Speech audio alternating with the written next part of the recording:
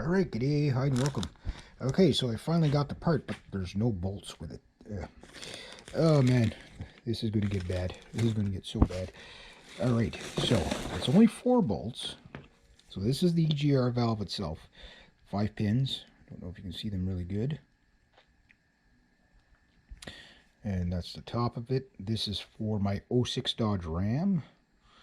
And that's the exhaust port right there. That's the intake port.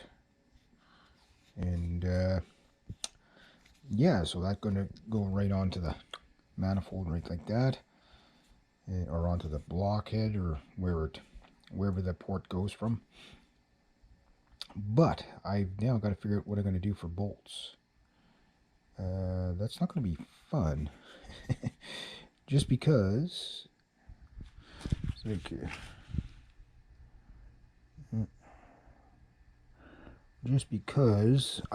those old bolts are going to be a real pain in the ass to get out without breaking them. So yeah, the plot thickens. And of course, my last ditched attempt at finding a mechanic has failed. The guy that I was hoping on said, I explained the situation. He's like, he says, I can't really, he doesn't have what he needs to get the bolts out that are, because one of the bolts on the exhaust side, I believe it's this one here, is broken off on the old one. So that means there's a stud in there. Wait a minute. Hang on a second here. So it's these two that'll be critical. Oh, if I can save at least these 2 bolts on the other one without breaking them, I should be able to change this without too much problem. Then if I can get that bolt out without breaking it, I should be able to change it with too much problem. So everything should go perfectly easy for me. It's never just 4 bolts, guys. It's never just 4 bolts. But that, yeah, I didn't think about that, so that's right. So on the old one, if that bolt's busted, the head's busted off of it, it's, at least it's not, yeah, I don't have to worry about getting the nut or the bolt out of the old one. I don't care about the old one. This one, as long as I can get a bolt for it, it's these 2 that are going to be the critical ones. Yeah. So pray I can do this myself. I mean, I'm mechanically inclined. I could do it if the things don't break. So what I'm saying is not so much, pray that I can do it myself. Pray that it doesn't pull a Murphy on me. My screen is pretty dirty. Holy smokes. Sure about that, guys. So yeah, so the 2 critical ones are going to be this one. Now, one thing JP was telling me, that's the mechanic guy, was that I explained all the codes and all that to him. He's a bit of a wacky guy, but he's pretty darn smart when it comes to mechanical stuff. He's like old school mechanics, right? So he knows how things work. And he's like, yeah, block this side off, block that side off the old one. But because all this thing does really is rob you of power, right? So I know a lot of the diesel guys take these off, but I don't know what the consequences of pulling these things off. Yes, you'll get increased power, better fuel mileage, sure, because what the EGR valve is, now that I'm an expert on them, not really. Okay. Engine's going combust, and the exhaust gas goes out of the cylinder into the head, right? And then out of the head out of the cylinder, out of the head into the exhaust. Now, there's a certain part of it, or that exhaust, that goes back through a vacuum tube, right? And it gets vacuumed into this thing, which then vacuums it out back into the cylinders. So in other words, your unspent fuel particles get reburnt, okay, which robs you of power and everything like that, because you're dumping exhaust back into the engine. It's an emissions thing for, it's the to lower your the emissions, right? So then it goes through once, And then when it comes out a second time, it goes through your exhaust and your catalytic converters and your muffler and all that stuff and goes out. So this thing actually kills power. It's actually bad for your engine, to be honest with you. But you get, it's a, you know, it lowers your emissions. That's what it does.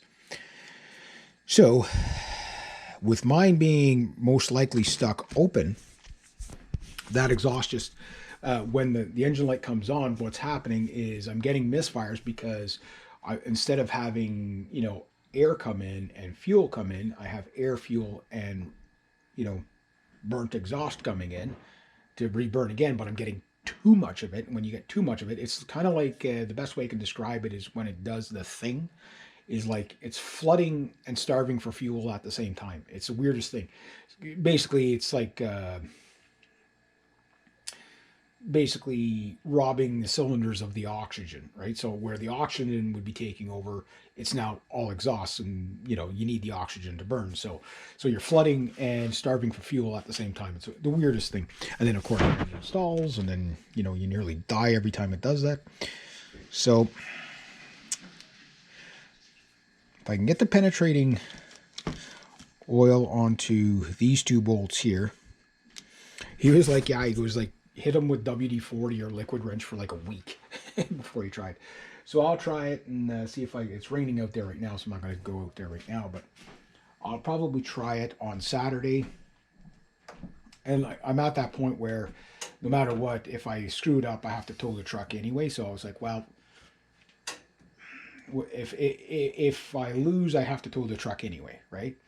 I'd hate to spend all that money on the towing for a guy to work on this for half an hour, you know what I mean, or maybe 45 minutes or whatever.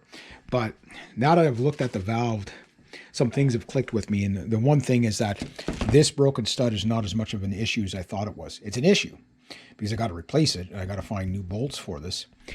That's probably going to be the big pain in the ass. That's probably going to be the next 3 weeks, is trying to find the proper bolts for this, because for some reason nobody can just, you know, throw the bolts in, the new bolts in. And you got your washer plates. That's great.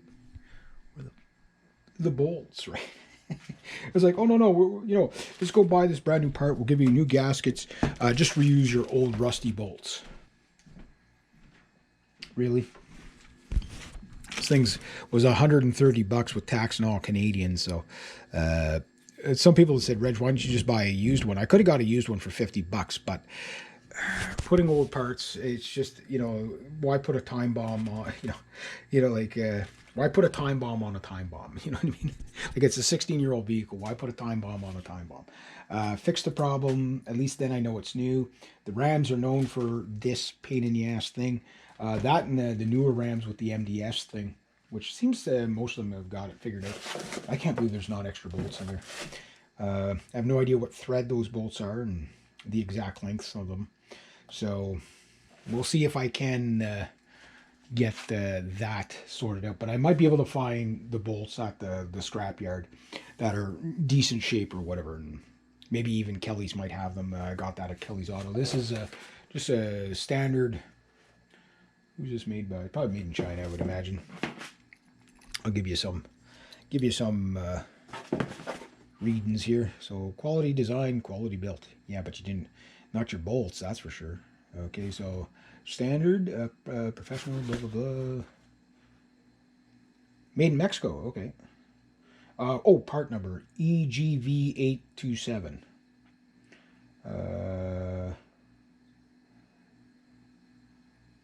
Yeah, so yeah, it's not made in China. That's yeah, that's it.